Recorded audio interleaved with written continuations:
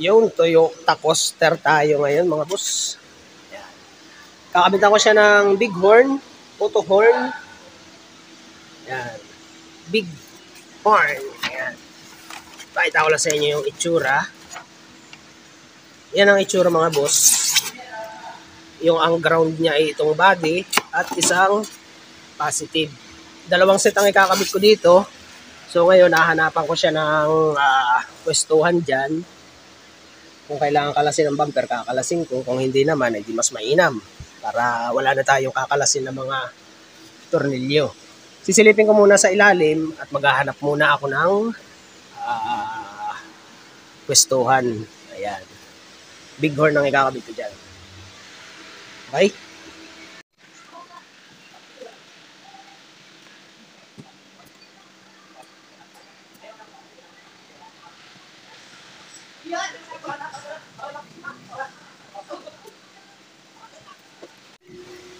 Okay, may nakita na ako mga boss dun sa pagbabrakitan ko. Meron kasi dito mga abang na tornilyuhan.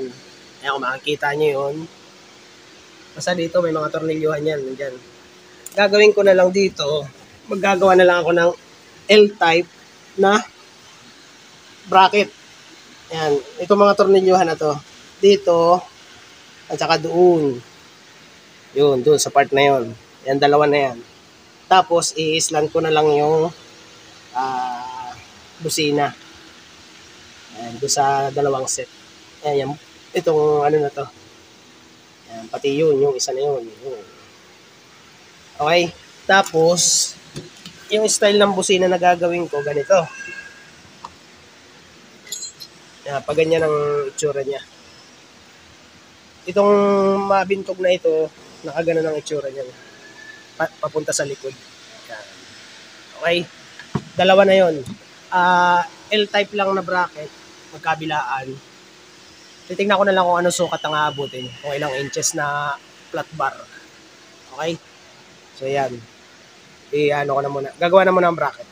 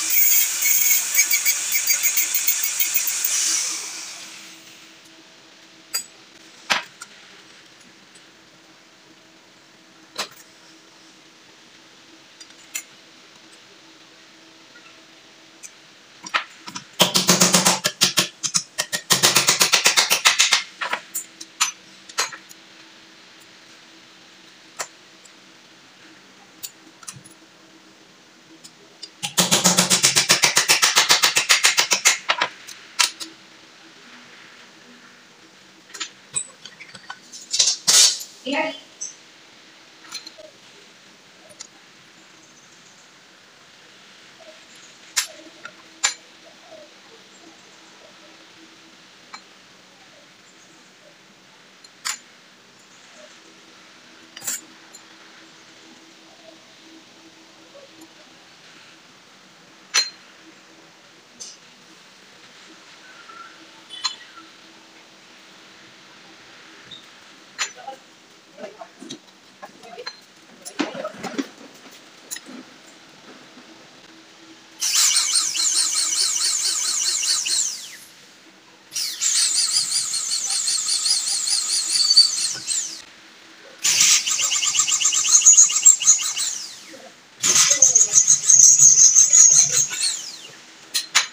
Ayan mga boss, naisukat ko muna yung sinukat ko muna yung busina. Ayan kung makita nyo. Patayin ko muna itong ilaw. Yan. Mag-a-adjust pa ako papasok. Magdadagdag ako ng another butas para umadjust itong busina na to papunta dito. Ayan, malaki pa yung allowance dito eh. Mag-adjust pa ako ng isang butas kasi masyadong may allowance pa naman ako dito sa radiator ba ito? O sa radiator. May allowance pa naman ako diyan pero nag-aalangan pa ako, bitin pa ako sa allowance. Kailangan mas malaki yung allowance niya para kahit umuga siya, ay safe pa rin yung radiator natin. Okay? So mag-adjust pa ako ng butas doon, bubutas pa ako ng isa tapos ay susukatin ko ulit. Okay? Yan ang itsura niya. Ganito naman ang ginawa ko sa bracket. Nagdagdag pa ako ng butas papunta dito sa loob. Ayan. Ganito ang ginawa ko dyan. 6 inches na bracket, flat bar. Nag-bend lang ako ng 1 inches, 1 inch. Tapos, dito naman yung pinaka-bracket ko. Unang bracket ko kasi, ganito ang sukat niyan. Ayan. Kinuha ko yung lapad dito. Ngayon, ay alanganin ako doon sa allowance doon sa radiator. Kaya nagdagdag ako ng panibagong sukat. Mula dito, 1.5 yan. Inches din yun mga boss. 1.5. Mula dito, 1.5 yan. Sukatin natin para makita nyo. Yan, 1.5. Okay? Ngayon, pipinturahan ko na yan. Flat block. Pipinturahan ko na yan. Tapos ay isasabit ko na doon sa paglalagyan ko ng bracket ng busina. Okay? Pipinturahan ko na muna ito. Ayan mga boss, napinturahan ko na. Okay na lahat siya. Ngayon, ipipix ko na yan. Ikakabit ko na doon sa sasakyan at ilalagay ko na yung busina. Okay? Ayos na ito. Okay, ganito na yung ginawa ko dito sa busina. Ayan ang setup niya. Okay? Tapos ayan yung butas. Ayan, dito ko ilalagay yung sa pangalawang butas na ginawa ko. Dito ko itutornilyo. Ayan, ganun din yung isa. Okay, ganyan ang setup niyan. Ayan. Okay? Ayan. Yung butas niya. Naka-split yan na ganyan. Para kahit masalwa ka ng tubig, dadaos-os pa rin siya. Ayan, parehas nito. Okay? Sasalpa ko na yan dito sa ibabaw. Okay, ganito naman ang ginawa ko dito sa wiring ng busina. Ayan. Kung mapapansin nyo, ganyan kasi ang pwesto niyan. O, ayan, dito ang bracket. So, ganyan yan ang pwesto niyan. Yung parehas na 3 meters na wire. Ito, 3 meters kasi ito eh. Hindi ko muna siya pinutol. Ngayon, dito sa pagkakabitan ko dito sa right side. Right side kasi ito eh. Ayan, papunta dito. Papunta dito yung wire. Ayan. Dinugtungan ko dito, tapos dinugtong ko dito. Tapos dito naman sa ikakabit ko sa left side. Yan, dinugtong ko dito, tapos ikinapit ko dyan. Tapos yan, nakadugtong din yan. Ito kasi gagawin ko, bawat isang set ng busina, isang relay. Isang busina, isang relay. Kaya, tig-isa ng wiring siya. Ito kasi, itong body niya, ito na yung ground niya. Okay, ngayon, isasampa ko na ito dito. Nalagay ko na yan dyan. Pati itong isa. Tapos malamang dito ko na ilalagay yung yung kanyang relay. Siguro medyo tabago dito or dito sa bandang iba pa. Kasi ito yung stock niya eh. Yan na yung kukunin ko. Ayun yung wire. Siguro banda rito ko na lang ilalagay. Malalaman natin mamaya. Pagka naikamada ko na yung busina dito. Okay? Sasalpa ko na muna yung busina dyan.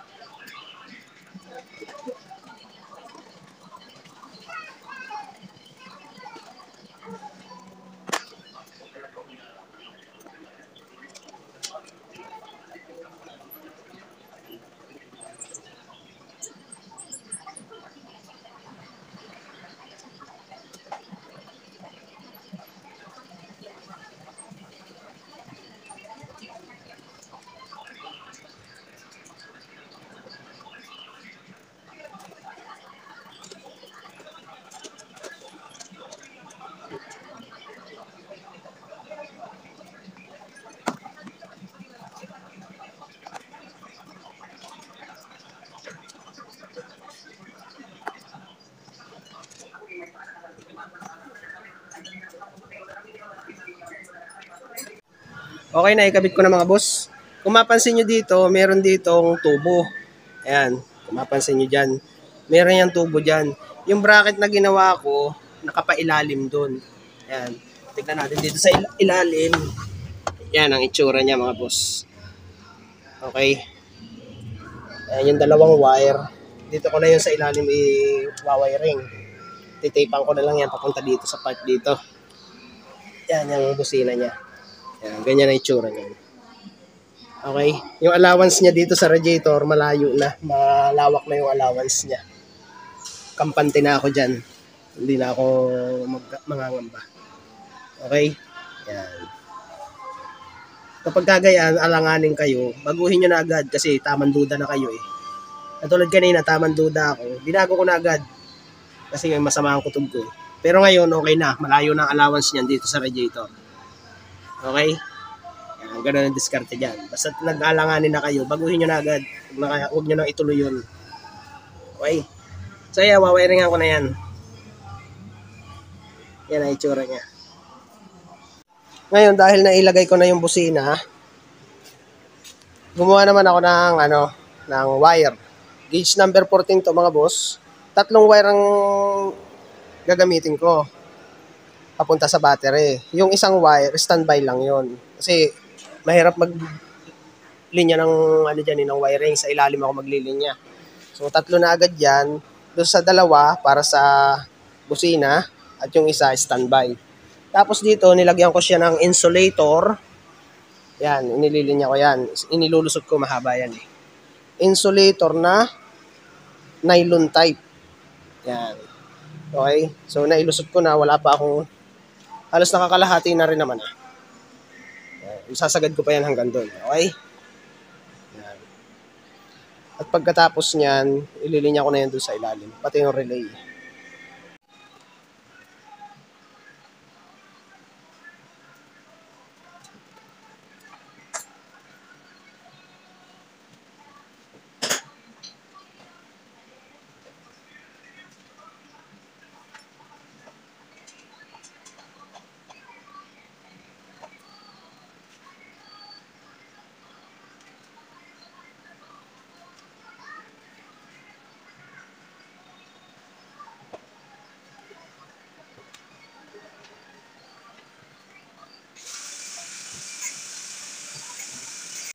Ayan mga boss, ayos na.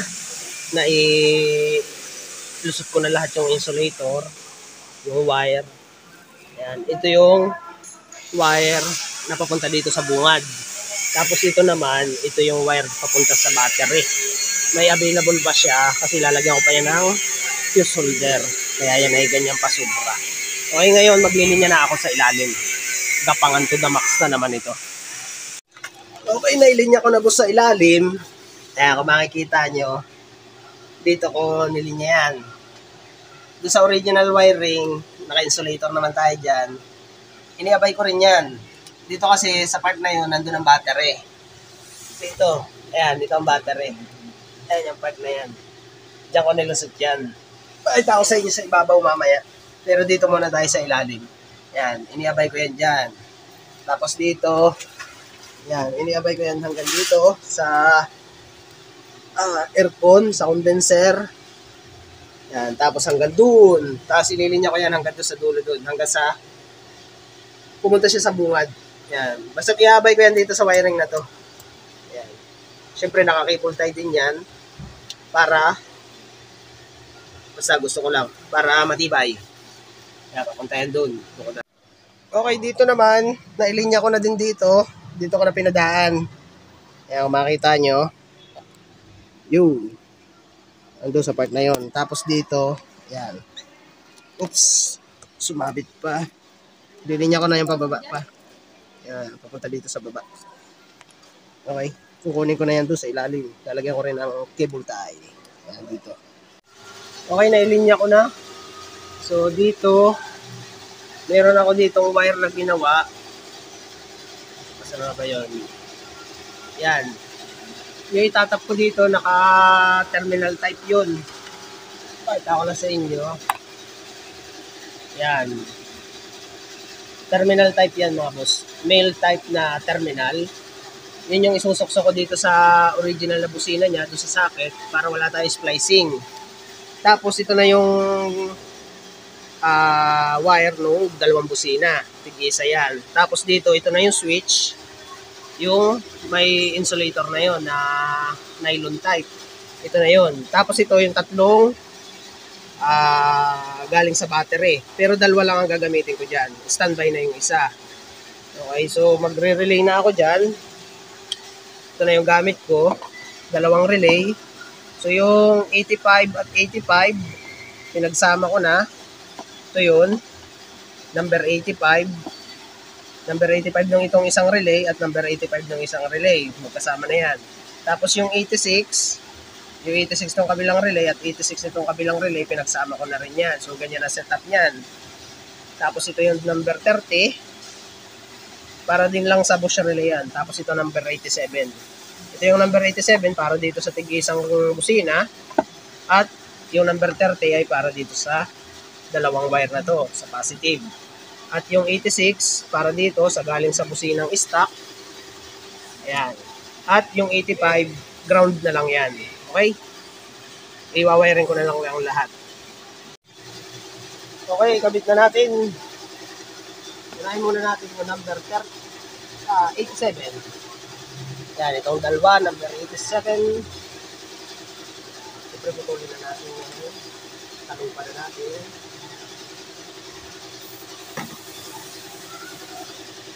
Ito yung para dun sa dalawang busina.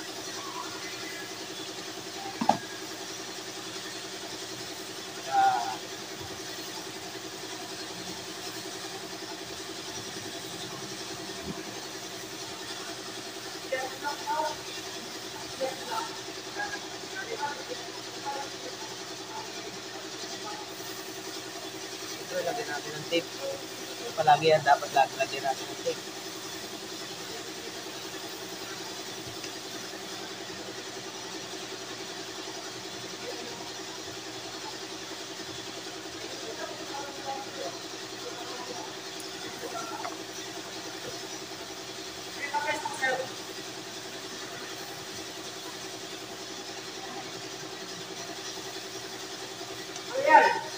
Tapos ito naman yung sa battery.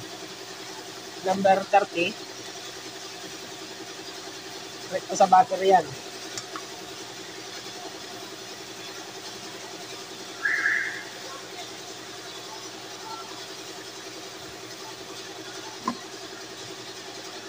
Pipiliin na lang natin yan doon sa battery area.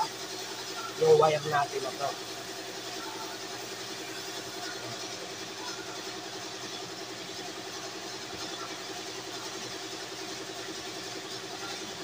Pagkatapos niyan, siyempre, lagyan ulit natin ng tape. Make sure makapal yung tape nito kasi number 30 ito recto sa battery.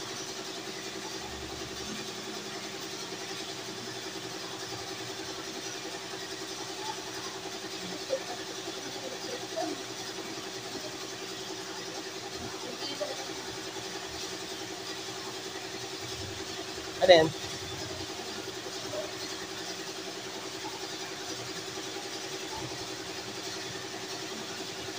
Bakit? Gagawa ko ng ano. Tapos ito number 86. Ito yung nandun sa busina. Ito sa stock na busina.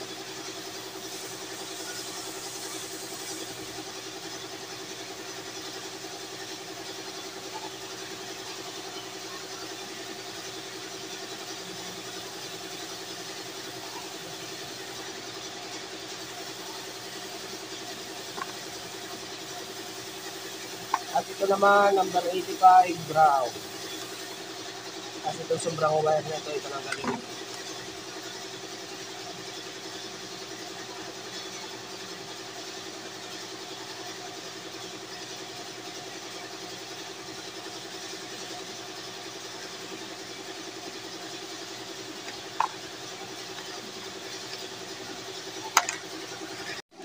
Okay, ayos na, naikamada ko na. So itong isang wire na to, ito yung galing sa battery, ito yung extra wire na positive. Standby lang yan. Tapos ito yung sobra kong wire Ito na yung gagamitin ko sa 85, number 85, ground. At itong number 86, itong green ng kulay, green blue, ito na yon, yung itatap ko dito sa stock na busina. Tapos number 87, itong dalawang ito na yung papunta dun sa busina, dun sa dalawang set. Tapos yan, number 30, yan na yon.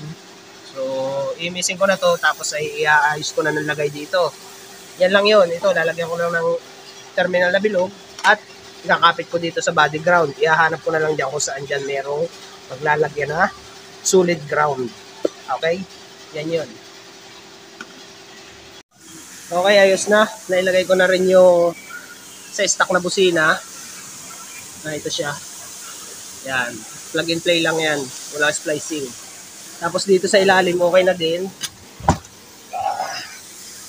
Yan. Dito ko nilagay yung relay. Yan. Tapos yung ground dito na. Yan. Tapos dito. Tapos yung abang na dito na din. Dito ko na nilagay. Yan. Ito yun. Yan. Nalagyan ko pa yan ng tape para sigurado.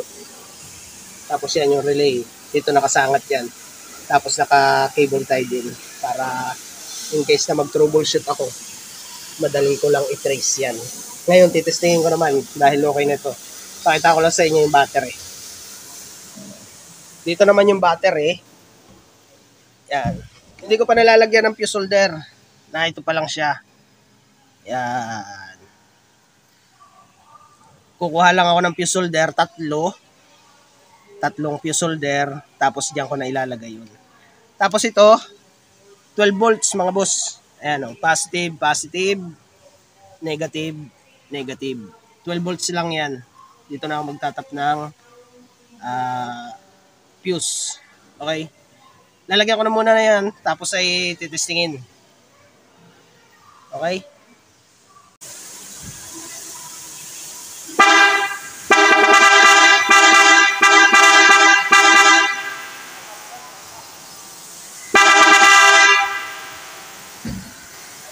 So ayun, ayos na. Toyota Coaster. Kinabitan ko siya ng Bighorn 2 set. Ayan, dito ko nilagay yun mga boss. Ayan, kita nyo naman yung bracket. Ayan, yung relay. Tapos ay yung splicing. Ayan, pati yung pagwawiring doon sa loob. So ayan, ayos na to. Toyota Coaster. Thank you, thank you.